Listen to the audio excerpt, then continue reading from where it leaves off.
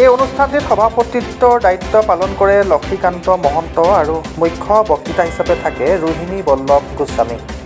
উল্লেখযোগ্য যে যোৰহাটৰ সুসন্তান বিশিষ্ট বিজ্ঞানী জিতেন্দ্ৰনাথ গোস্বামী আৰু যোৰহাট জিলাৰ বিধায়ক হিতেন্দ্ৰনাথ গোস্বামীৰ পিতৃ শ্ৰী শ্ৰীনাথ দেৱ Goswami.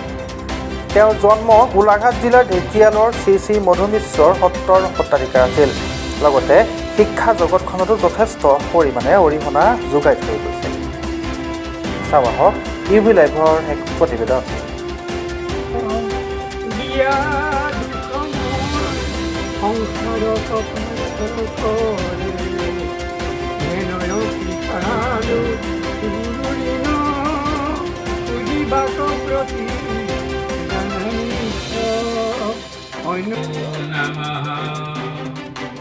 Sagana bhavatu sagano bhunaktu sagavirjam kara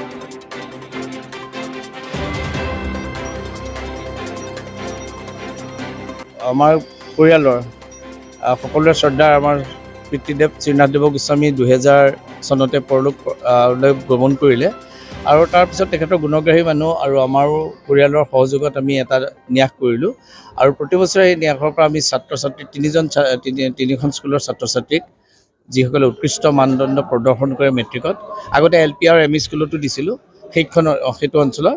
এই তিনিখন স্কুলত দেউতাই প্ৰতিষ্ঠা কৰাত আগভাগ লৈছিল আৰু নিজা শিক্ষকতাও কৰিছিলে তাৰে প্ৰতিখন স্কুলতে। ঢেকিয়ালৰ এতিয়া বৰ্তমান হাইস্কুল হ'ল আৰু ডিপলিঙৰ হায়াৰ ছেকেণ্ডেৰী স্কুল হ'ল, ঢেকিয়ালো হায়াৰ ছেকেণ্ডেৰী হ'ল আৰু বৰপেটা হাইস্কুল হ'ল।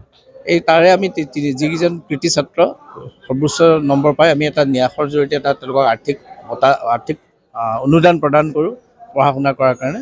আৰু লগতে আমি বছৰি এটা মেমৰিয়েল লেকচাৰ আমি কৰি আহিছোঁ আৰু এই মেমৰিয়েল লেকচাৰটো এইবাৰ দিবৰ কাৰণে আমি ৰোহিণী বল্লভ গোস্বামী দ্বাৰক আমি তেখেতক অনুৰোধ কৰিছিলোঁ। তেখেতে আজি বক্তৃতা দিলে।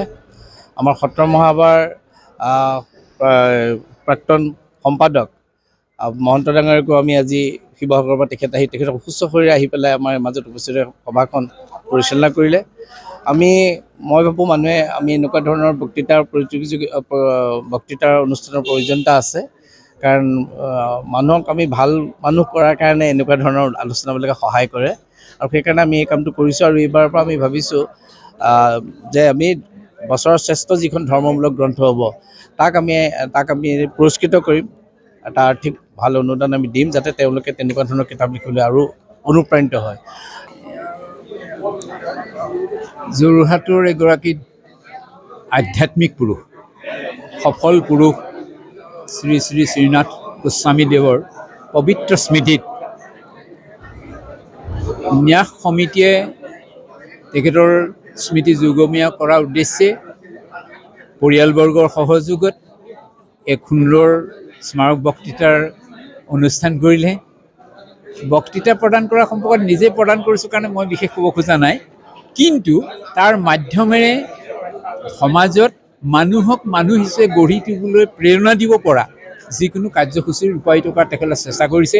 সফল শিক্ষকক তেখেতসকলে সম্বৰ্ধনা জ্ঞাপন কৰিছে। মেধাৱী ছাত্ৰ ছাত্ৰীক পুৰস্কাৰ দি তেওঁলোকক প্ৰেৰণা দিছে, উৎসাহ দিছে এক শৈক্ষিক পৰিৱেশ গঢ়ি তুলিবৰ কাৰণে। তাৰ কাৰণে তেখেতসকলক মই ধন্যবাদ কৃতজ্ঞতা জনাইছোঁ।